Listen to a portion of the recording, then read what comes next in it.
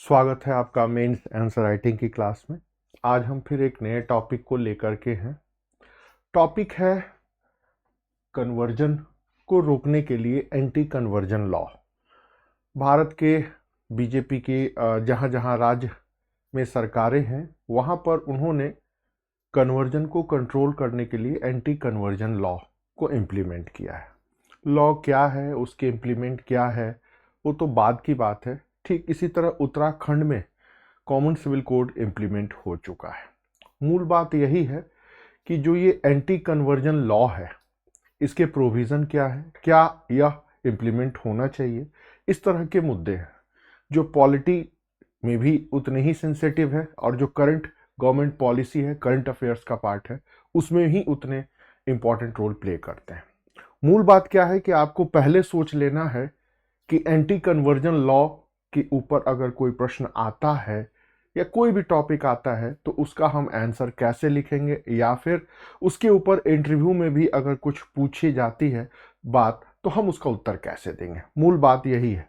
एक तरफ fundamental right के तहत आपको फ्रीडम ऑफ रिलीजन का राइट दिया गया है। कोई भी व्यक्ति किसी भी तरह के धर्म का पालन कर सकता है। अगर उसका मन करता है कि मैं हिंदुज़म से छोड़ करके जैनिज़्म में या बुद्धिज़्म में या क्रिश्चियनिटी में या इस्लाम में चला जाऊं तो कोई दिक्कत नहीं होना चाहिए, वो अपने आप को कन्वर्ट कर सकता है। लेकिन दूसरी तरफ एंटी कन्वर्जन लॉ के कई ऐसे प्रोविज़न हैं जो फंडामेंटल राइट्स के अगेंस्ट आ रहे हैं, और भी कई तरह की जो चीज़ें हैं जिसके ऊपर एक डिबेट चला है। तो इस सेंसिटिव इशू को कैसे पढ़ना है, पहली बात। दूसरा, समझना कैसे है। और तीसरा, अगर ये टॉपिक आ गया कि कन्वर्जन एंटी कन्वर्जन लॉ को एस्टिमेट करिए तो एक जीएस के 250 वर्ड्स में या 9 नंबर में क्या लिखेंगे, या अगर ये क्वेश्चन 36 और 38 नंबर में आ जाता है तब क्या लिखेंगे। ठीक उसी तरह इंटरव्यू में भी पूछता है, mister Nath what you think about anti conversion law. Jharkhand बगल में है, छत्तीसगढ़ भी बगल में है, उत्तराखंड भी बगल में है, वगैरह वगैरह।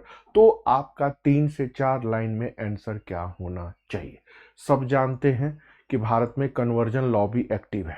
यह धर्मांतरण की ही प्रक्रिया है कि मिडिएवल पीरियड में मुस्लिम शासकों ने जो कुछ भी किया उनके पीछे मेन उद्देश्य था लोगों को कन्वर्ट करना। ठीक उसी तरह अंग्रेज के पहले भी यूरोपियन यहाँ आए, वो कन्वर्ट करने आए। उसका एक परिणाम नॉर्थ ईस्ट में मणिपुर में जो आग लगी है उसका एक दिखाई दे रहा है। ठीक उसी तरह अभी भी कन्वर्जन की पॉलिसी चल रही है। ये एक वास्तविकता है, लेकिन इस वास्तविकता को ना कहीं बोलना है आपको, ना कहीं पब्लिकली अनाउंस करना है। ये बात गवर्नमेंट भी जानती है, ये बात पूरे भारत के एलिट बुद्धिजीवी भी जानते हैं। क्या वो इस बात को पब्लिकली मंच से कहते हैं? नहीं कहते हैं।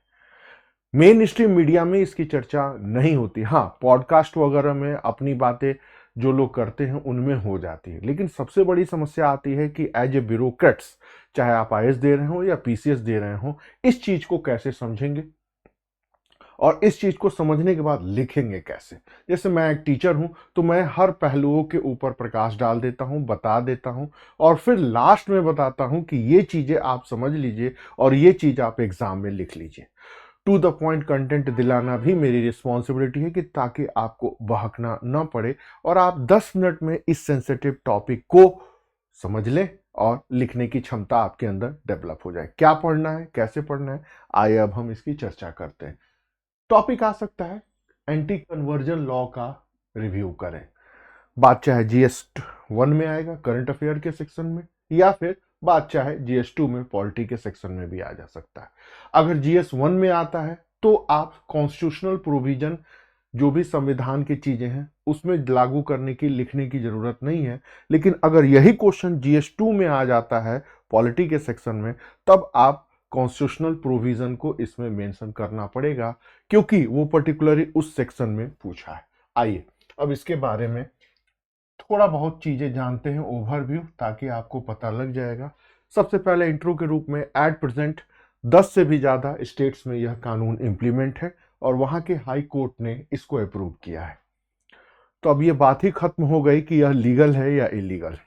दूसरा पॉइंट आइए, इस कानून का जो मेन एम्बिशंस है वो है किसी भी कारण से जो कन्वर्जन की पॉलिसी होती है बाय फोर्स या पैसा देके उस चीज को प्रोटेक्ट करना। इस कानून का मुख्य उद्देश्य लालच, धोखाधड़ी, जबरदस्ती, शादी के माध्यम से एक धर्म से दूसरे धर्म में कन्वर्जन पर रोक लगाना है। लालच, क्रिश्चियन मिशनरियां पैसा दे करके, चावल दे करके कन्वर्ट करा लेती हैं। धोखाधड़ी लव जिहाद का एक मामला है जो अभी सामने आया है। जबरदस्ती या शादी के माध्यम से इस तरह की बातें आपने सुनी होगी। अब इसी के बारे में आगे बढ़ते।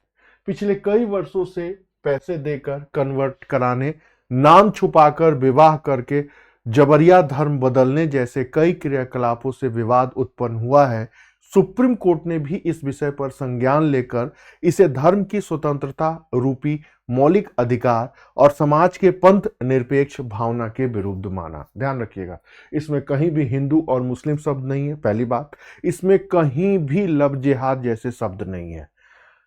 कंडीशंस क्या बताया गया है कि नाम बदल करके मैरिज कराना और कन्वर्ट करना, पहली बात, और सुप्रीम कोर्ट की एक्टिविटी और एंटी फंडामेंटल राइट्स प्रोविजन, इतनी 3-4 चीजें हैं। फिर आप पैरा चेंज करेंगे और आगे बताएंगे। कन्वर्जन को कंट्रोल करने के लिए या एंटी कन्वर्जन लॉ किसी विशेष एम्बिशन से जो भी काम किए गए हैं उनको अगर रिलीजन चेंज होता है तो अपराध मानते हुए सजा के अतिरिक्त विवाह को अवैध घोषित करने जैसे कई प्रावधानों का विधान करता है।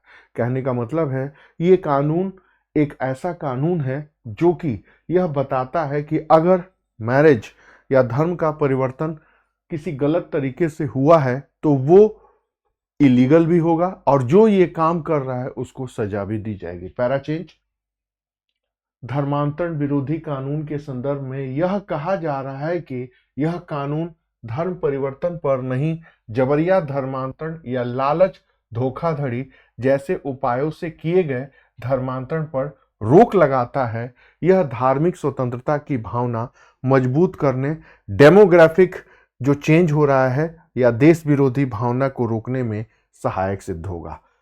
कहा जा रहा है, ध्यान रखिएगा, somebody से, विशेषज्ञों का कहना है, एक्सपर्ट का कहना है। कहने का मतलब है यह कानून कई मायनों में थोड़ा सा अलग है। क्या यह कानून कोई भी गलत तरीके से जो कन्वर्ट करा रहे हैं उनको रोकने का काम करता है। दूसरा, ये जो एक धर्म की स्वतंत्रता और फ्रीडम ऑफ रिलीजन है उसको भी बैलेंस करने की बात करता है, सेकुलरिज्म को सही तरीके से इंप्लीमेंट करता है और जो धर्म बदल करके जनसंख्या को बदलने की सोच रखते हैं या पहल करते हैं उनके ऊपर भी कंट्रोल करता है। तो ये 3-4 पॉइंट्स हैं जिनके ऊपर आपको अपनी जानकारी या अपनी बातें रखनी है। पैरा चेंज, कई देशों में डेमोग्राफिक चेंज के नेगेटिविटी सामने आई है। उसमें सबसे बड़ा उदाहरण है लेबनान, लेकिन यहां पर आपको बोलने की जरूरत नहीं है। अब थोड़ा सा आगे, अब आपके आंसर में थोड़ा कंटेंट होना चाहिए या आपको कुछ ऐसी चीजें लिखनी चाहिए जिससे आपका आंसर लगे कि हाँ बहुत स्टैंडर्ड है। कन्वर्जन का मुद्दा समाप्त नहीं हुआ था। 1947 के बाद से भी ये ज्यों का त्यों चलता रहा, खासकर आज के छत्तीसगढ़, झारखंड और उड़ीसा के इलाकों में। एक कमेटी बनी, नियोगी कमेटी। नियोगी कमेटी को यह जिम्मेदारी दी गई कि भाई आप बताइए कि क्या भारत में अभी भी ईसाई मिशनरियां लोगों को कन्वर्ट करा रही हैं। तो नियोगी कमेटी ने अपना काम किया और रिपोर्ट दिया कि हाँ ऐसा हो रहा है, बट नेहरू जी के कार्यकाल में इसकी चर्चा नहीं हुई। कांग्रेस की जो आलोचना होती है वो इन्हीं चार चीज़ों के ऊपर होती है कि जो भी देश विरोधी तत्व हैं या भारत को कमजोर करने वाली ताकतें हैं उनके ऊपर ये चुप्पी साध लेते हैं या समर्थन देते हैं या फिर कोई प्रतिक्रिया व्यक्त नहीं करते। बात चाहे टुकड़े टुकड़े गैंग की हो, बात चाहे इंशाअल्लाह नारे लगाने वालों की हो, बात चाहे नॉर्थ ईस्ट में मिशनरियों की भूमिका हो, बात चाहे पॉपुलर फ्रंट ऑफ इंडिया जैसे संस्थाओं के प्रति एक चुप्पी हो, बात चाहे टेररिज्म के प्रति एक सॉफ्ट कॉर्नर का हो, बात चाहे नियोगी कमेटी, नेहरू जी के ऊपर आरोप लगा कि आप चुप्पी साधे। नेहरू जी ने कमेटी भी बनाया, कमेटी ने रिपोर्ट भी दे दी, लेकिन उसके बाद भी नेहरू जी ने कुछ नहीं किया। ये प्रवृत्ति आज तक चल रही है। अब ये सारी बातों को आपको बस जान लेना है, लिखना है सिर्फ 2 लाइन में। कैसे, ये देखिए। नियोगी कमेटी 1956 की रिपोर्ट ने इस बात को स्वीकार किया कि भारत में धर्मांतरण प्रक्रिया जारी है, वह इस पर नियंत्रण लगाया जाए। अब भारत सरकार की एक कमेटी जिसने गठन किया गया, जो मामले को देख रहा है, जान रहा है, सोच रहा है, समझ रहा है, रिपोर्ट दे रहा है और फिर रिकमेंडेशन भी दे रहा है, लेकिन इनकी रिपोर्ट को इम्प्लीमेंट नहीं किया गया। Para change. अब देखिए, नियोगी कमेटी के अतिरिक्त स्टेनलेस बनाम मध्य प्रदेश 1977, सरला मुदगलवाद 1995, लिली थॉमस वाद सन 2000, लता सिंह बनाम उत्तर प्रदेश सन 2006, भारती शर्मा बनाम गोपाल शर्मा 2010, फहीम अहमद बनाम मबिया 2011 जैसे कई मामलों में धर्मांतरण व धर्मांतरण के उद्देश्य समस्याओं से उत्पन्न परिस्थितियों पर न्यायिक निर्णय इस समस्या की गंभीरता को बताते हैं। अब देखिए, ये जो आपका आंसर है यहीं पर दूसरों से बहुत आगे चल जाएगा कि एक, आपने राष्ट्रीय स्तर की एक बात को सामने रखा, दूसरा आपने कुछ जुडिशियल जजमेंट को सामने रख दिया। बात चाहे 77 से लेकर के 2011 तक ऐसे 13 से बड़े जजमेंट आ चुके हैं जो यह कह चुके हैं कि आप भारत में कन्वर्जन लॉबी को कंट्रोल करिए।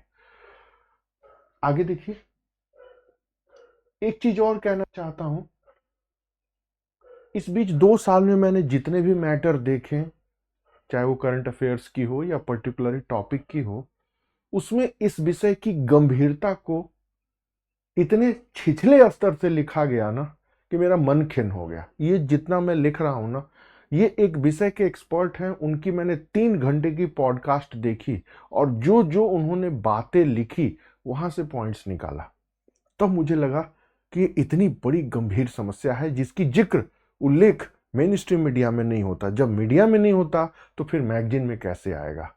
सिविल सर्विसेज से वो गाइड करने वाले आईएएस और पीसीएस के डायरेक्शन देने वाले मैगजीन में आ ही नहीं सकता।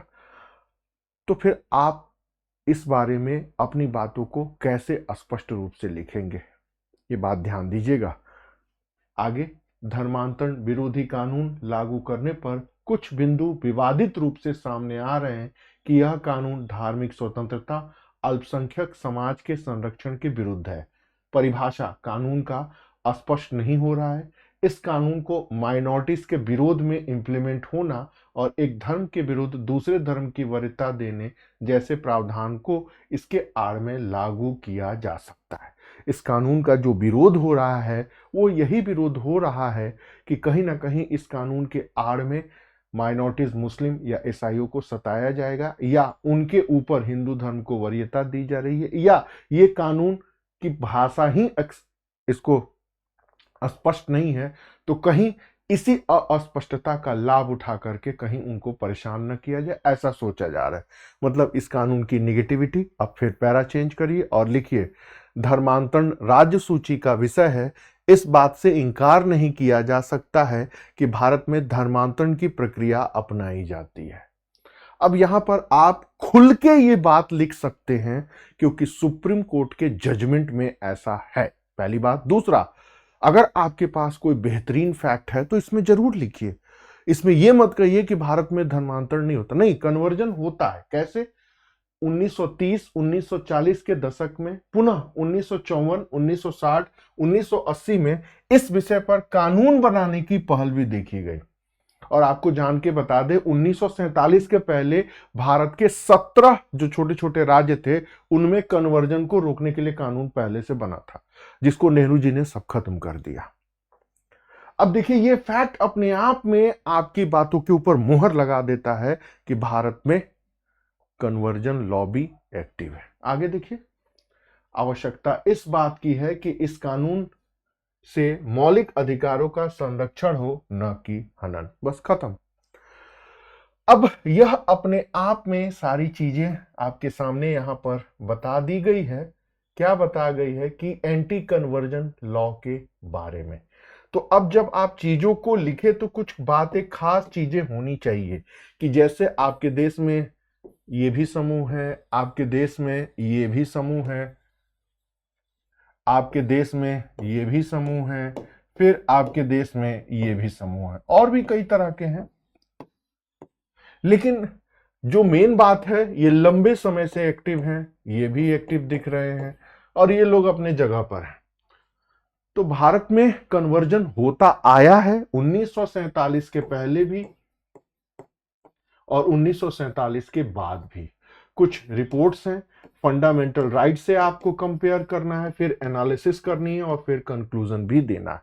तो ये अप्रोच होना चाहिए। इस पूरे स्टेटमेंट में आपको कहीं भी ऐसा नहीं लगा होगा कि आप भाजपाई हैं या आप कांग्रेसाई हैं वगैरह वगैरह। यहां पर एकदम नॉर्मल तरीके से बात कही गई है कि एंटी कन्वर्जन लॉ क्या है, एंटी कन्वर्जन लॉ के प्रोविजन क्या हैं, एंटी कन्वर्जन लॉ कैसे फंडामेंटल राइट्स के पैरेलल चल रहा है, एंटी कन्वर्जन लॉ के बारे में निगेटिविटी क्या है, एंटी कन्वर्जन लॉ इंप्लीमेंट होना चाहिए क्योंकि भारत में इंडिपेंडेंट के पहले से यह प्रॉब्लम आ रही है और अभी भी सुप्रीम कोर्ट के और हाई कोर्ट के जजमेंट्स में इस तरह की बातें हो रही हैं। इनफैक्ट सुप्रीम कोर्ट में भी इस कानून को चुनौती दी गई, बट सुप्रीम कोर्ट ने कहा कि यह कानून ठीक है, इसमें कहीं कोई प्रॉब्लम नहीं है। अब सजेशंस में क्या देंगे कि बेहतर यही होगा कि इस कानून को अच्छे तरीके से इंप्लीमेंट किया जाए, कहीं इस कानून के नाम पर माइनॉरिटीज के फंडामेंटल राइट्स का उल्लंघन ना हो। सच्चाई यही है, उल्लंघन तो होगा ही। सच्चाई यही है कि ये धर्म परिवर्तन में विश्वास रखते ही हैं। ईसाई धर्म के प्रमुख भारत में आए थे तो उन्होंने खुल के कहा था कि अगले 1000 साल में हम एशिया को कन्वर्ट करेंगे। ये आप जितने दिल्ली में saint Stephen school, saint Stephen hospitals वगैरह देख रहे हैं, ये लोग सेवा के नाम पर कन्वर्ट कराते हैं। वहीं अफ्रीका में, लैटिन अमेरिका में तलवार के बल पर कन्वर्ट हुआ है। 10 करोड़ से भी ज्यादा लोग मारे गए हैं, ऐसा सारी किताबों में जिक्र है। ठीक उसी तरह मेडिएवल पीरियड में जितने भी इस्लामिक शासक हैं, उनका भी मेन मोटो था कन्वर्ट कराना। और भी हैं दुनिया में, एक दिन पूरी दुनिया इस रिलीजन को मानेगी या हमारे रिलीजन को मानेगी। जब ये विचारधारा होती है तो उनके जिंदगी का एकमात्र एम्बिशन होता है कन्वर्ट कराना। ये सच्चाई है। बट ये सारी बातें न पब्लिक मेन स्ट्रीम मीडिया में कही जाती हैं, न जर्नलिस्ट अखबारों में बोलते हैं, न टीवी पर कोई बोल सकता और न कोई टीचर आपको बताता है। यही कारण है कि बच्चे समझ नहीं पाते हैं कि सर एंटी कन्वर्जन लॉ की जरूरत क्यों है। और किसी धर्म तो किसी का, मेरा नाम ओमकार नाथ है और मेरा नाम ओमकार नाथ पांडे हो, या मेरा नाम ओमकार नाथ रेड्डी, या मेरा नाम ओमकार नाथ विलियम, ये वर्ड से, या ओमकार नाथ खान, ये तो अपना पर्सनल मामला। बट ऐसा नहीं है। जब धर्म बदलता है तो लोगों की सोच बदलती है, जब लोगों की सोच बदलती है तो संस्कृति बदलती है, और जब संस्कृति बदलती है तो यही संस्कृति देश को बनाती है या देश को बांटती है। भारत से पाकिस्तान क्यों अलग हुआ, बांग्लादेश क्यों हुआ? ठीक उसी तरह लेबनान का उदाहरण सामने है। पहले वो ईसाई मुल्क था, बाद में धीरे धीरे मुस्लिम मुल्क बनने लगा। उदाहरण आपके सामने है। तो दुनिया भर में देशों के बनने और टूटने के पीछे उनके धर्म और धर्म संस्कृति की विचारधारा बहुत ज़्यादा इंपॉर्टेंट मानी जाती है। यही कारण है कि दुनिया भर के जितने भी देश हैं, सब अपने रिलीजन को लेकर के स्टैंड खड़े हुए हैं, चाहे वो ब्रिटेन हो या यूरोपियन कमीशन हो या डोनाल्ड ट्रंप की पुनर्वापसी हो। ये वही डोनाल्ड ट्रंप की जो पुनर्वापसी हुई है, उन्होंने स्पष्ट रूप से कह दिया कि anti American group, conversion lobby, धर्म प्रचार करने वाले जितने भी संगठन हैं, अब अमेरिका में उनकी एंट्री बंद। तो इस तरह की बहुत सारी चीजें हैं, बहुत सारी चीजें जानने और समझने के लिए हैं। आपकी रिस्पॉन्सिबिलिटी है कि आप एंटी कन्वर्जन लॉ के हर पहलू को जान लें, समझ लें, और कोई भी ऐसी बात न बोलें पब्लिकली, जाने जरूर, समझे जरूर, जो कि आपके नंबर को कट करे। आपका एजेंडा यही होना चाहिए कि 2 पेज में हम इस चीज को कैसे लिखें। यहां पर मैंने 2 पेज इसीलिए होमवर्क करके आपको दिखा दिया कि कहीं कोई समस्या आपको न रहे। समस्या न रहे का मतलब यहां पर ये देखिए, 1 पेज और 2 पेज, इतना पर्याप्त है। अब इसी चीज को बच्चे लोग पूछते हैं कि सर आगे कैसे लिखा जाएगा, तो ये देखिए यहां पर। अब इसी चीज को मैंने 36 और 38 नंबर में भी लिखा है। अगर पॉलिटी के सेक्शन में आ जाता है तो सवाल कुछ इस तरह का रहेगा, चाहे जो भी हो, रिव्यू एंटी कन्वर्जन लॉ, तो सवाल रहेगा जबरन, धर्मांतरण या धर्मांतरण संबंधी विषयों पर राज्यवार कानून की आवश्यकता पर टिप्पणी करें। क्या धर्म की स्वतंत्रता और राष्ट्र की सुरक्षा का यह विषय प्रभावित करता है? चाहे जो भी हो, मुद्दा रहेगा रिव्यू एंटी कन्वर्जन लॉ।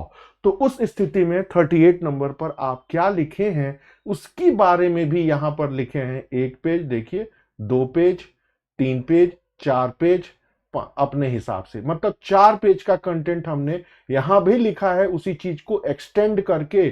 फर्क बस इतना है कि आपको इसमें बताना है कि ये कानून कहां कहां बना, दूसरा किन राज्यों में बना, तीसरा राज्यों के तर्क क्या है, चौथा राज्य और वहां के हाई कोर्ट का जजमेंट क्या रहा है, पांचवा एक्सपर्ट क्या कहते हैं, छठा राज्य सरकारों ने किस प्रकार की कमेटियां बनाई, सातवां कमेटियों ने क्या रिपोर्ट दी, आठवां इन कमेटियों को सुप्रीम कोर्ट में चैलेंज किया गया, वो चैलेंज किस प्रकार का था, नौवां पूरे इन राज्यों में इंप्लीमेंट हो गया है तो ऑपोजिशन क्या कहता है, 10वां ऑपोजिशन के तर्क की आलोचना क्या हो सकती है, 11वां एक्सपर्ट इस विषय पर क्या कर रहे हैं, 12वां भारत की वस्तु स्थिति क्या है, 13वां यूएन जैसी संस्थाओं ने इसके लिए क्या मानदंड बनाया है, 14वां भारत के एक्सपर्ट इस चीज को पॉजिटिव और नेगेटिव किस रूप में लिख रहे हैं, और 15वां आपका अपना कंक्लूजन।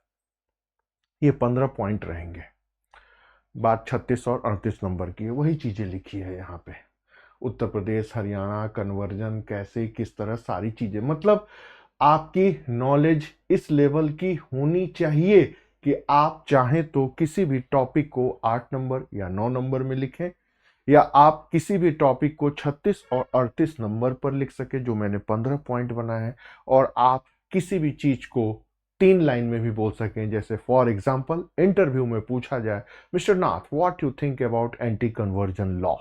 सपोज करिए मैं इंटरव्यू दे रहा हूं और मुझसे बोर्ड यह सवाल पूछ रहा है, तो मुझे स्पष्टता करना होगा, yes sir it is implement in more than 8 states और already high court allow this act, then it is good, अच्छा है, 8 राज्यों ने इसको अलाउ कर दिया है। फिर मेंबर पूछेगा what you think about it, या do you agree it is totally against to fundamental right, no sir. अगर ऐसा होता तो हाई कोर्ट तो रिजेक्ट ही कर देता, बस इतने में शांत हो जाएंगे। हाँ, थोड़ा और आपको कुरेदते हैं कि इसके बारे में कुछ बताइए, तो आप यही जो बातें कहे हैं कि सर कन्वर्जन तो भारत में होता ही आया है, इतनी कमिटियों ने रिपोर्ट दी है, जैसे ही आपने नियोगी कमेटी का नाम लिया या ले लेंगे, बोर्ड एकदम शांत हो जाएगा कि बच्चा सब कुछ जानता है, एवरीबॉडी नोन अबाउट इट। ऐसे ही कोई ब्यूरोक्रेट्स नहीं बनता। मैं आपको बता दूं, किसी भी मुद्दे के ऊपर गंभीरतापूर्वक 15 से 20 मिनट का डिस्कशन पर्याप्त होता है सिविल सर्विसेज के लिए, बात चाहे आईएएस की हो, बात चाहे पीसीएस की हो। तो इस लेवल पर कंटेंट को कलेक्ट करिए, दूसरा अंडरस्टैंडिंग डेवलप करिए, तीसरा उसके पॉजिटिव और नेगेटिव एस्पेक्ट को भी जानिए, चौथा डिस्कशन जरूर करिए कि सर रियलिटी क्या है और हमें लिखना क्या है, और पांचवा लिखने में टू द पॉइंट चीजों को प्रेजेंट कर दीजिए। तो इतने एस्पेक्ट होते हैं चीजों को जानने, समझने और लिखने के लिए। हाँ, अगर पहले आपको पता हो जाए कि बस मुझे जीएस में 2 पेज चाहिए और बीपीएससी के लिए हो सकता है 4 पेज भी चाहिए, या इंटरव्यू के लिए 3 लाइन काफी है, यही अंडरस्टैंडिंग आपको दूसरों से बेहतर करती है। और जो टॉप में बच्चे लोग आते हैं वो इसी टाइप के लोग होते हैं। हम लोग ने गलती क्या की, जितने सारे कंटेंट हैं, फैक्ट है, फिगर है, डाटा है, रिपोर्ट है, सब रटना हमने शुरू कर दिया, बट हमने चीजों को समझना या समझने में गलती कर दी, या फिर हमने चीजों को अंडरस्टैंड ठीक ढंग से नहीं किया। परिणाम क्या हुआ कि हमारी कई सारी चीजें लगातार निगेटिव होती रहीं या गलत होती रहीं, और हम इन चीजों को समझ नहीं पाए। परिणाम क्या हुआ कि सब कुछ जानने और समझने के बाद सिलेक्शन में टॉप रैंक नहीं आ पाया। तो इतना काफी है, अब इतना आप चीजों को गंभीरता से समझ सकते हैं तो ठीक बात है। आज के बाद से कन्वर्जन के ऊपर आपको कुछ अन्य और पढ़ने की जरूरत नहीं है। जैसे मैंने कहा, पहला क्वेश्चन जीएस के सेक्शन के अनुसार लिखा गया है, और जो दूसरा क्वेश्चन है वो पॉलिटी के अनुसार लिखा गया है। तो बस यही सारी चीजें हैं, स्पष्टता होनी चाहिए, कंटेंट बेहतर आपके सामने होनी चाहिए, और एक बार इसके हर एस्पेक्ट को आप क्लास में डिस्कस करें, लेकिन पढ़ें वही, लिखें वही जो एग्जाम की डिमांड हो। आप पहले से डिसाइड कर ले कि मुझे इस सबसे बड़ी गंभीर समस्या को 2 पन्ने से ज्यादा नहीं देना है टाइम। 2 पन्ने में जितना फैक्ट फिगर आता है हम लिख लेंगे। ये प्रॉब्लम पहले भी थी, ये प्रॉब्लम आज भी है। मैं एक उदाहरण देता हूं, ईसा के 4000 साल पहले, ध्यान रखिएगा अभी हम लोग 2025 में हैं, 4000 और जोड़ दीजिए, ईसा के 4000 साल पहले से ये समस्या चल रही है, और अभी अगले 4000 साल तक यह समस्या जारी रहेगी। जेरूसलम को 41 टाइम तोड़ा गया और फिर बनाया गया। कितने टाइम? 41 टाइम।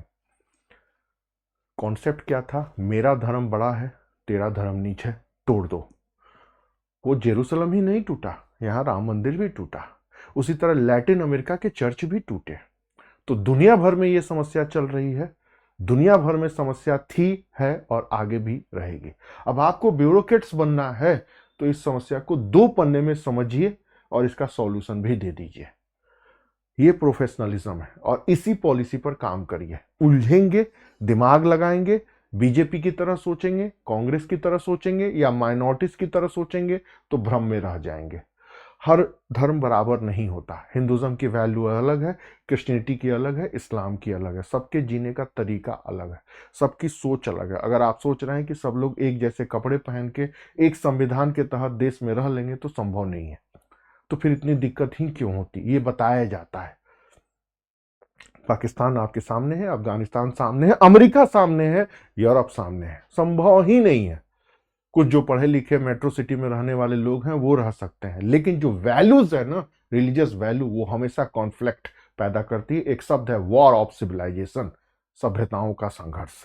थोड़ा सा गूगल सर्च करिएगा, आपको बहुत सारी चीजें जानने को मिलेंगी। बट आईएएस और पीसीएस बनने के लिए इतना नॉलेज काफी है जो आज मैंने आपको बता दी, टू द पॉइंट, यहाँ रिटन वे में दे दिया। तो हमारा अप्रोच यही रहता है, फोकस सिर्फ एक चीज पर रहता है, आंसर कैसे लिखेंगे। पीटी में बहुत फैक्चुअल चीजें आती हैं। जब एक बार कॉन्सेप्ट की क्लियरिटी हो जाती है, लिखना क्या है आपको पता लग जाता है, इंटरव्यू में बोलना क्या है, तो पीटी तो 10 मिनट का खेल है। अब ये बात आपके समझ में आती है तो अच्छी बात है, नहीं तो मुझे ज़्यादा समझाना भी नहीं है। बहुत लोग हैं इसके बारे में मोटिवेशनल ऊर्जा देने के लिए, आप उनकी ऊर्जा लेते रहिए। Thank you.